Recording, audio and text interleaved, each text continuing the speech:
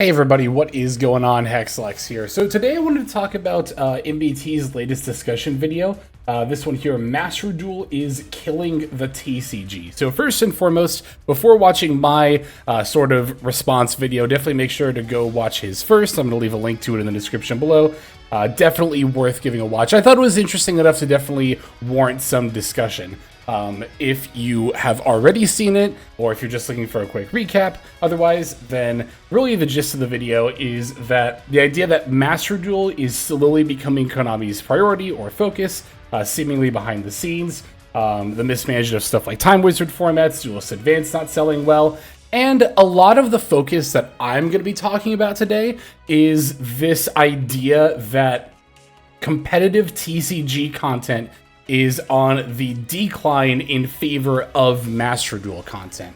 Now, a lot of you know by now that I am a Master Duel specific player. I don't play the TCG really competitively. I haven't since 2016, and I only upload about Master Duel, specifically competitive Master Duel. So I thought I had a bit of a unique perspective to sort of weigh in, because I do have stakes on the competitive side, just not necessarily the TCG angle. And towards the end, I'll talk a little bit about how I feel about the TCG. I've already made a lot of statements and even videos on this channel going over that, so I'm not going to harp on it for too long. I don't want it to be the focus of the video. Really, the main thing that I want to cover is this idea that TCG competitive content is on the decline in favor of Master Duel content. Or, I guess in general, that TCG content is on the decline in favor of Master Duel content. Now, I don't completely disagree with this. You definitely do see, especially for gameplay in particular, you see a lot more Master Duel than TCG right now. And I think that even, competitive content aside, there is an aspect of that that does make sense to me. I've seen a few comments, both from my own community and the community at large, kind of saying that it makes sense to want to see Master Duel gameplay over paper gameplay in video format a lot of the time, right? There's often issues with lighting, whether there being not enough or too much that makes it difficult to sometimes see what cards are even being played.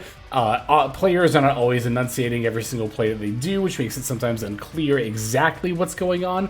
So in terms of just representing a game on a screen, I do think it makes sense that we're seeing a lot more Master Duel and a lot more just straight up paper play.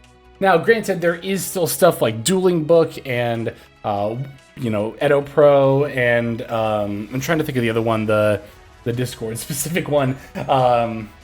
Anyway, there are other TCG-specific sims out there, right? Or TCG/OCG in terms of like Edo Pro and stuff.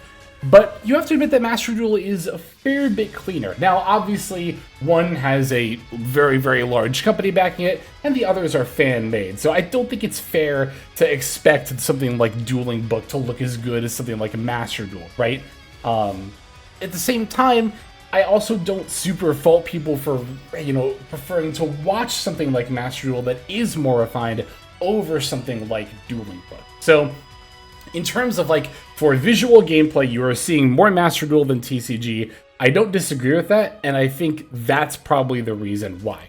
But that's not the bulk of what I want to talk about today. I really want to get into this idea of competitive content in particular. I have a lot of thoughts about competitive content and how it pertains to Master Duel or otherwise. So again, one of the big talking points from MBT's video here, again, I'm not just playing the video and interjecting because I don't like that kind of React content. If you want to see the video and hear the points yourself, I think you should check out the link in the description and definitely watch the video in full. But to me, one of the main talking points that I got from the video was this idea that, again, TCG competitive content is on the decline, whether it's like deck profiles or combo guides or that kind of a thing, and is being eschewed in favor of Master Duel content.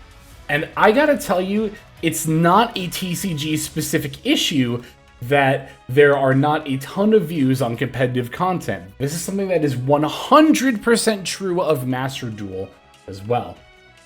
This is something that I've noticed actually pretty much since I started making Master Duel content when the game first came out in January 2022.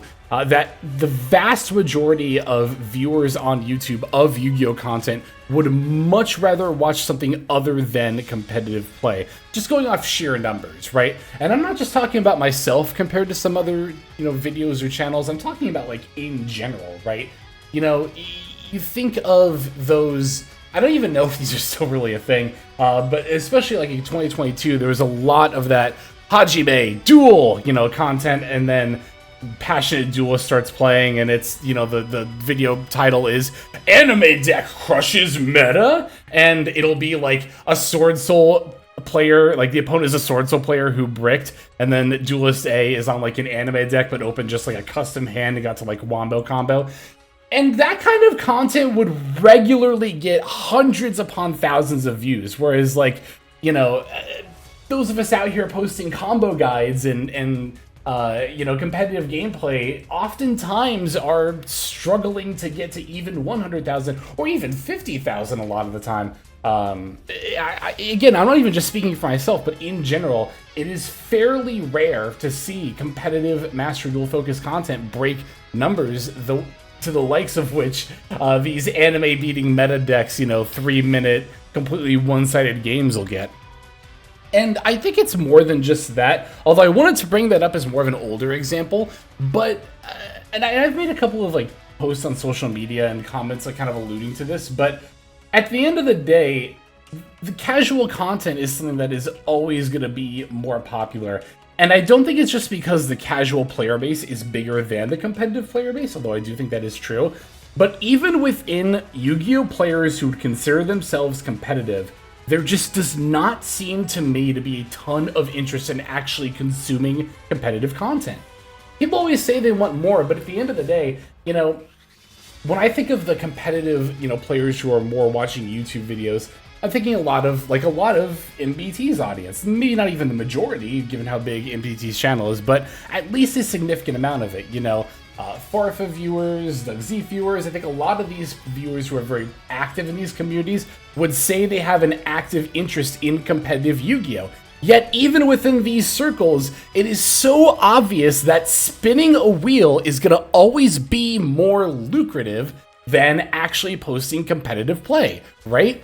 So, and I would be lying if I said there wasn't a tinge of frustration on that from my end. Again, I'm somebody who focuses on competitive play, but at the end of the day, whatever. People are going to watch whatever they want to watch. Stuff that's going to be popular is what's going to be popular, and I'm going to make the content that I want to. Like, there have been a lot of times on this channel, especially in the beginning, when I saw those Hajime Duel videos. I'm just going to kind of call them that. I don't know if that's one content creator or multiple people who did that, but I'd see those Hajime Duel videos getting hundreds of thousands of views multiple times regularly, where I was like struggling to get 10% of that. Still am. And I asked myself, like, okay, is there really a reason to make competitive content when I could be so much more successful so much more easily, right? And at the end of the day, I told myself no, because I've always made videos because I really, really care about the competitive content. Like, I really like competitive Yu-Gi-Oh! So that's always going to be my focus. I only want to do this if I'm, pursuing things that are my passion. I don't want to pursue things that I think are going to get views. If people want to do that, that's fine. That's their own prerogative. I can only speak for myself when I say that that is my priority. So like I said, I talked about this a little bit on social media, and Out of Characters, who made that phenomenal video about the Duelist Cup being a war crime. I'll go ahead and link that in the description below, but I assume that you know what video I'm talking about. It's a very, very famous one. But Out of Characters here made a very, very interesting comment that says, you see this in a lot of Jesse Cotton's YouTube channel over the years. Every single competitively focused video outside of tier list hits 20k views, but he can crack 100k with live commentary playing Blue Eyes or Ojama. So if you somehow don't know who Jesse Cotton is, arguably one of the best players in the TCG, and somebody who a lot of people look to for competitive play and guidance. And I was really curious about this, so I wanted to check this out myself. And if we go over to Jesse Cotton's channel, right, let's go ahead and sort the videos by most popular. All right, what do we have here? Best rogue decks in Yu-Gi-Oh! Right now. I made Pegasus's Toon deck meta, so you don't have to. The best Blue Eye strategy nobody plays, a deck focusing on Shining Dragon. Here's the Ojama video. I challenged another content creator to an anime-only duel. Here's Crystal Beast, a very rogue deck, you know, doing well. Again, if you even look at what is widely regarded one of the most successful competitive players in the TCG, their most popular content by far is the non-competitive stuff. Like, I don't know how else to say that this is not a TCG versus Master Duel issue. Yu-Gi-Oh players in general, even ones who are subscribed to competitive players, assumedly with the intention of becoming better at the game competitively themselves, are far more interested in the non-competitive content. It is just a reality of the Yu-Gi-Tube sphere, and it has been this way, in my experience, for at the very least the last 3.5 years. I suspect it's been like this for far longer, though. Now, I'm here on Joshua Schmidt's channel because I actually have another point I want to make. MBT said in his video that Joshua Schmidt seems to be one of the few outliers who is a very, very successful, content creator who does focus on competitive play. But I wanted to talk about an aspect of competitive play, quote unquote, competitive play content that I think a lot of people would consider to be that actually isn't. And that is actually kind of what this first video here is kind of all about. Design / ban list discussion. Okay, so once again, I'm going to click popular, and if we take a look at a lot of the more popular videos, I will say that this understanding deck building rules being popular is a very good thing. This is the exact kind of competitive content I think should be kind of, at the front light of the Yu-Gi-Tube sphere in my ideal world. But a lot of the top, videos here are, talking about ban list reviews. Okay, here's another ban list review. Okay, here's saying we need a nuclear ban list. So a lot of content that I see people kind of consider to be competitively focused, but in my opinion doesn't really hold any competitive weight, is the sort of ban list / game design discussions.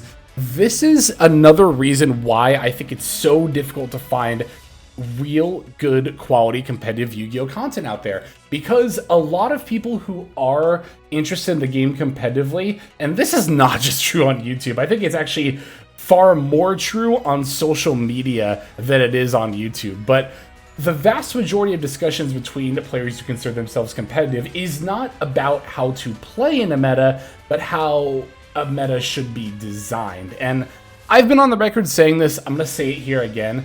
I think that talking about Yu-Gi-Oh card design as extensively as it's done in the community right now is just not productive. Like, we can wax poetic all day about how the TCG could perfect the game with just the right ban list, but at the end of the day, that's one, something we have no control over, two, something that we know isn't going to happen because of the way that Konami TCG does the ban list, i.e. to push latest product rather than balancing the game as the first and foremost priority. And three, on top of that, I think it's going to consume a lot of time and energy within your, Yu-Gi-Oh sphere that you could be using to just get better at the game. I don't think that this discussion doesn't have a place. I'm not saying that at all. I think game design can be interesting to think about, but let's be real. There are a lot of times, and again, I think this is far more true on social media than anywhere else, but there are a lot of times where it feels to me like it is the only thing people want to talk about. Whenever I bring up, Master Duel competitive play, it is without fail one of the first things that people say is, but they should really just ban Appaloosa, and how about Max C? Am I right? And like, okay, like, even if I entertain this discussion, like, at the end of the day, what good does it do us, right? The answer is none. The answer is actually literally none. But again, it is this kind of content and discussion overall in the Yu-Gi-Oh sphere that does also push out a lot of competitive focused content as far as like how to improve your gameplay, so on and so forth. Now, again, I acknowledge that this understanding deck building rules and when to break them, which I have watched, and it is a great video, by the way. I'll go ahead and link that in the description too, because why not? But this video here, I think having more views than a lot of these other like banlist discussion videos does seem fairly promising to me. But at the same time, MBT is right in that Joshua Schmidt is the outlier when it comes to this sort of competitive focused content being at the front, at the front spotlight and people, you know, actually taking an active interest in it. So at the end of the day, while I do agree with MBT that competitive Yu-Gi-Oh content is just not quite there compared to other stuff, I completely disagree that it is Master Duel overtaking TCG content. Like I said and at the start of the video, and like I'm sure a lot of you are familiar with, I exclusively make Master Duel competitive focused content. And I very often have, this is going to be me having a little bit of a pity party here for a second. I very often have trouble breaking literally even a fourth or some small fraction of the views that, you know, prog videos do, that masochist videos do, that's people spinning wheels do. And I think that is just the overall like atmosphere of the YouTube sphere. I'm not here to say whether that's right or wrong because that's not really up for me to say. Obviously, I value competitive focused content. That doesn't mean everybody has to. But at the end of the day, I don't think blaming one format or the other, which I don't think MBT does. He makes it very clear up front that he's not trying to pit MD against TCG, but I don't think that lack of TCG competitive content is a result of Master Duel. I think it's a result of just the overall YugiTube audience, what they want and what they don't want. But what do you think? Definitely let me know what you think in the comments below. How do you feel about competitive Yu-Gi-Oh content? You know, do you watch a lot of it? Do you watch not a lot of it? What would make you watch more of it? What are reasons that you would watch something other than competitive Yu-Gi-Oh content? I'm interested in this both for my own channel, more so than just in general. So any of that feedback is super welcome for sure. But regardless, thank you for watching all the way to the end. Super appreciate it. Really helps out smaller channels like my own. Why don't we go ahead and move on to our outro, though?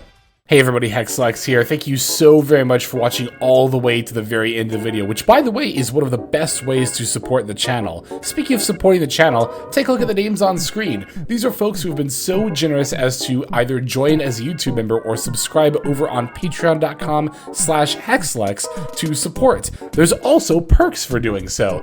If you would like to see YouTube videos early, as well as some exclusive videos that get uploaded to YouTube, but for one reason or another I decide not to publish, definitely go ahead and hit that join button to see content early as well as some exclusive content. If you're looking for more exclusive content, over on patreon.com, I upload exclusive videos that are not posted on YouTube just about every single day. Whether you choose to subscribe over on Patreon, join as a YouTube member, or simply continue to watch, your support is greatly appreciated. Thank you so very much. But for now, this is Hexlex. I am signing out, and I hope that you have a fantastic day.